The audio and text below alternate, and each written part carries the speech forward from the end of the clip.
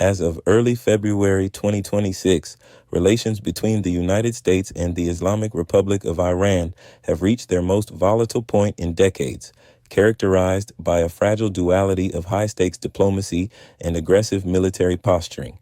Following the so-called 12-day war of June 2025, a limited but direct exchange of hostilities, the current landscape is defined by the Trump administration's renewed maximum pressure campaign and Tehran's existential struggle against internal insurrection and economic collapse. U.S. and Iranian officials engaged in indirect negotiations in Muscat, Oman. While publicly described by Iranian Foreign Minister Abbas Araghchi as a good start, the talks remain deadlocked on scope. The U.S. demands a comprehensive deal covering nuclear proliferation, ballistic missiles, and regional proxies, while Iran insists on limiting discussions strictly to the nuclear file. The Pentagon has deployed the USS Abraham Lincoln Carrier Strike Group and additional air assets, F-15 squadrons, to the region. This buildup is ostensibly to deter further Iranian aggression following the shooting down of an Iranian drone and the harassment of commercial vessels in the Strait of Hormuz by IRGC gunboats.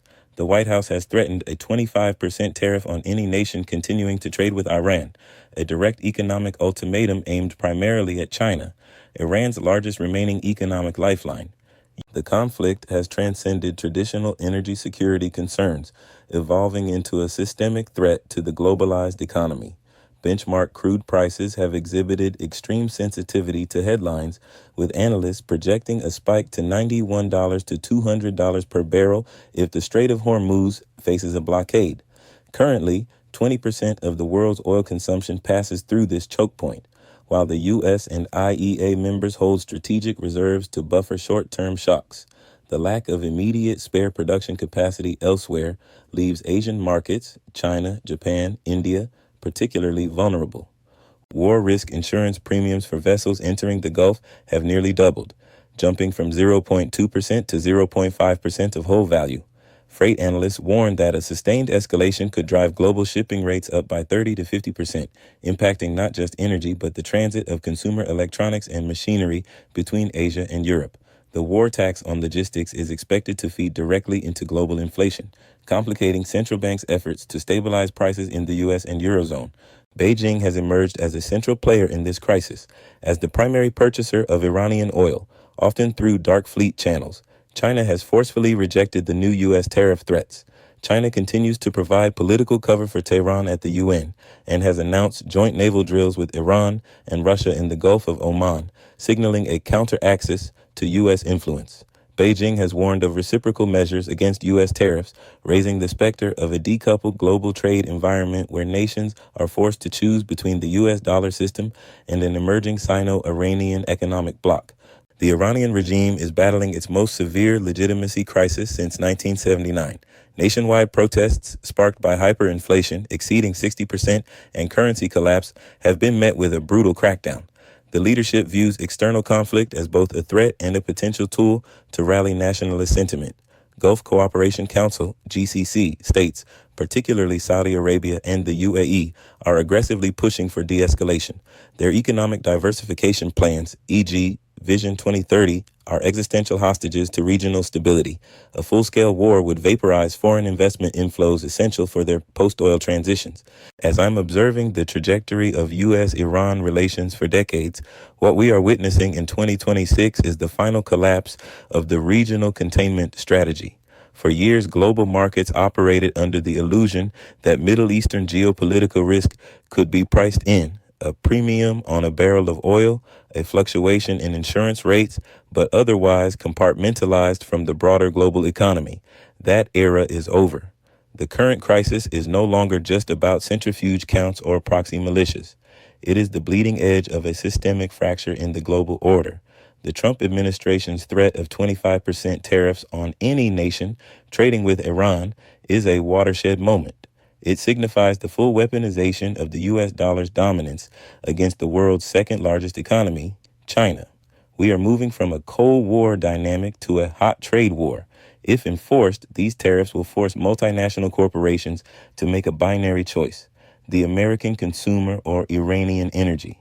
This will likely accelerate the bifurcation of the global financial system, pushing Beijing to fast-track its alternative payment infrastructures, CIPS, and deepen the Dragon Bear Lion, China, Russia, Iran, strategic triangle. Economically, we must stop looking at this solely through the lens of 1970s-style oil shocks. Yes, $120 oil is a disaster, but the more insidious threat is the synchronicity of shocks. We are facing a scenario where energy inflation collides with supply chain balkanization due to shipping risks and financial warfare, tariffs, sanctions for Europe.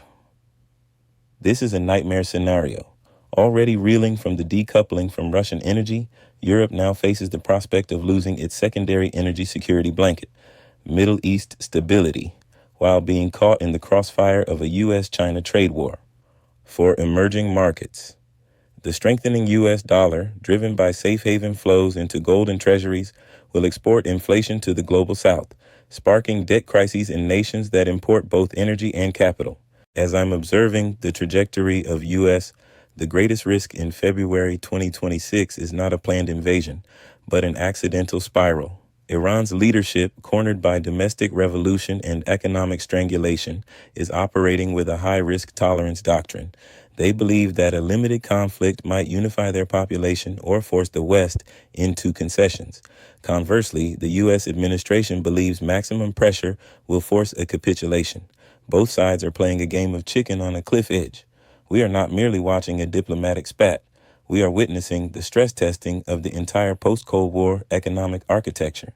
The outcome will likely not be a return to the status quo, but a permanent shift toward a more fragmented, mercantilist, and volatile global system. The events of 2024 to 2026 represent more than just another cycle of Middle Eastern violence. They mark the definitive end of the post-Cold War unipolar order. The 12-day war was not merely a regional skirmish, but a stress test for a new bifurcated global system. On one side stands the Euro-Atlantic Alliance, clinging to the rules-based order, the primacy of the U.S. dollar, and the efficacy of sanctions. On the other lies the emerging fortress Eurasia, a coalition of the sanctioned and the revisionist, anchored by the China-Russia-Iran axis. For decades, the West believed that economic integration would tame rogue actors. The 2026 strategic pact between Tehran, Beijing, and Moscow proves the inverse. Exclusion from the Western system has forced these nations to build their own parallel architecture. They are no longer trying to rejoin the global order. They are building a separate one. The unit currency and the M-Bridge project are the first structural girders of this new edifice. While currently inefficient compared to the dollar system, their very existence creates a geopolitical put option, a fallback mechanism that immunizes authoritarian regimes from the West's financial nuclear option. The most terrifying aspect of the recent conflict was not the ballistic missiles, but the silent war fought in server rooms and ledgers. Operation Midnight Hammer demonstrated that the U.S. military has fully integrated offensive cyber capabilities into kinetic warfare. We witnessed the first true AI-driven suppression of enemy air defenses, AISEAD, where algorithms likely identified and exploited zero-day vulnerabilities in Iranian radar networks faster than human operators could react. Looking at the long-term trajectory, the Iranian state is hollowing out. The regime has proven it can survive external pressure and internal dissent through brute force, but it cannot shoot its way out of a drought. The water crisis in Tehran is a harbinger of a climate-induced state collapse. When a government discusses evacuating its capital city due to resource exhaustion, we are past the point of political crisis and into the realm of civilizational survival. The fracturing of the global economic order means that humanitarian aid and green technology transfers, vital for mitigating these climate disasters, are now held hostage to geopolitical loyalty. A bifurcated world is a less resilient world. As the U.S. and Iran lock horns, the collateral damage is not just regional stability, but the cooperative capacity of the human species to solve planetary-scale problems. We are entering an era of systemic entropy, where political order, economic unity, and environmental stability are all degrading simultaneously.